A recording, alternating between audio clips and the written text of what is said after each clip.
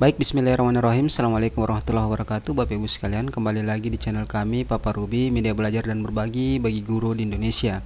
Nah, Bapak Ibu sekalian, pada video kali ini kami akan berbagi informasi bagi Bapak Ibu yang mungkin saja pada akun SIM PKB-nya Bapak Ibu masing-masing itu belum mendapatkan notifikasi atau formulir pernyataan kesediaan atau dengan kata lain yang belum terpanggil di PPG dalam jabatan atau pendidikan profesi guru dalam jabatan tahun 2023 untuk angkatan 3. Jadi antara angkatan 3 dan tahap 3 juga sama Bapak Ibu sekalian. Kemarin ada yang bertanya apa bedanya antara tahap 3 dan angkatan 3. Semua sama-sama ini di periode yang ketiga di tahun 2023. Nah, bagi Bapak Ibu yang belum terpanggil atau mendapatkan notifikasi formulir pernyataan kesediaan, kami ingin berbagi sedikit informasi kepada Bapak Ibu. Jadi Bapak Ibu sekalian, untuk diketahui bersama bahwa di 2 November 2023 kemarin pemerintah, dalam hal ini Direktorat Jenderal Guru dan Tenaga Pendidikan di Kemendikbudristek, itu telah mengirimkan konfirmasi kesediaan calon mahasiswa PPG dalam jabatan angkatan 3 tahun 2023. Nah, di sini disampaikan Bapak Ibu sekalian, kembali lagi kami sampaikan di poin yang keempat, Bapak Ibu sekalian, di poin keempat disampaikan bahwa guru yang belum mendapatkan penempatan pada tahun ini maka dapat memantau penempatan pada pelaksanaan berikutnya. Jadi Bapak Ibu sekalian, angkatan 3 tahun 2023 ini bukan merupakan akhir dari PPG dalam jabatan. Jadi bukan merupakan akhir dari PPG dalam jabatan. Tapi di tahun 2024 mendatang pasti dan tentu saja akan ada PPG dalam jabatan di tahun 2024. Nah, begitupun di tahun selanjutnya. Selagi Bapak Ibu sekalian di Permendikbudristek nomor 54 tahun 2022 ini belum dirubah bagaimana tata cara memperoleh sertifikat pendidik bagi guru dalam jabatan. Nah, Bapak Ibu sekalian, di Permendikbud nomor 54 tahun 2022 ini dijelaskan bagaimana tata cara memperoleh sertifikat pendidik bagi guru dalam jabatan. Nah, di pasal 3 Bapak Ibu sekalian, di sini dituliskan bahwa sertifikasi pendidik bagi guru dalam jabatan dilaksanakan melalui program PPG dalam jabatan.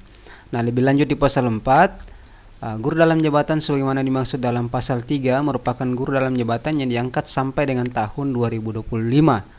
Jadi Bapak Ibu masih ada waktu sampai tahun 2025. Ini berdasarkan Permendikbudristek nomor 54 tahun 2022 ini disampaikan bahwa PPG dalam jabatan masih diperuntukkan bagi Bapak Ibu yang diangkat sampai dengan tahun 2025. Nah, guru dalam jabatan sebagaimana dimaksud pada ayat 1 terdiri atas guru yang telah memiliki sertifikat pendidikan guru penggerak.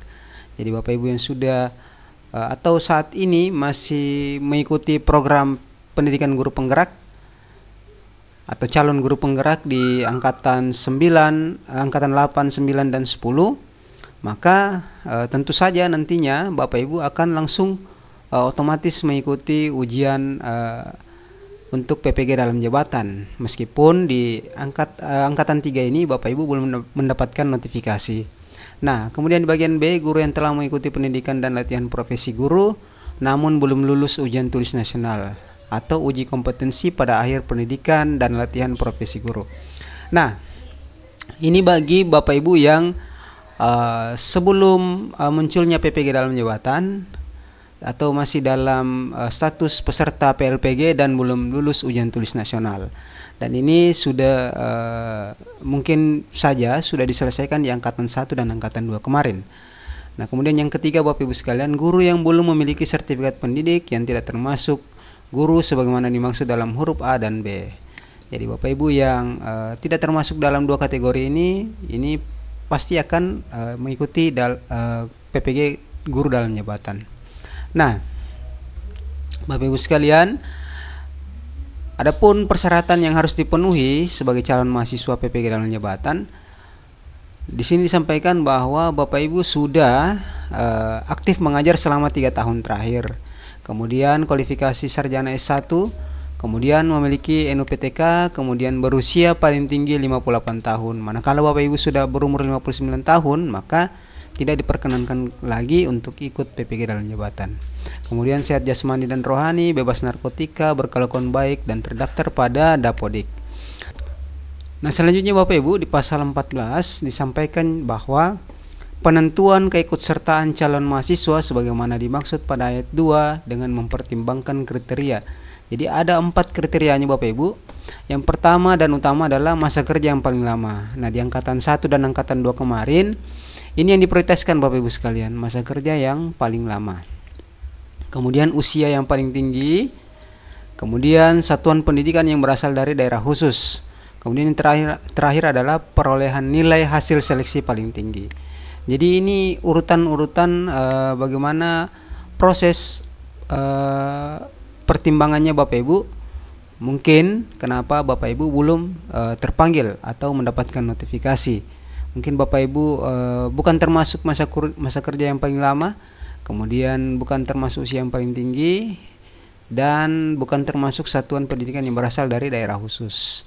Nah, ketika mengikuti tahapan atau kriteria yang keempat, maka di perolehan nilai hasil seleksi paling tinggi, maka tentu saja ini harus diurut berdasarkan nilai hasil seleksi yang paling tinggi. Jadi intinya Bapak Ibu tetap bersabar. Berdasarkan edaran ini, guru yang belum mendapatkan penempatan pada tahun ini maka dapat memantau penempatan pada pelaksanaan berikutnya. Intinya Bapak Ibu sekalian, semua akan PPG pada waktunya.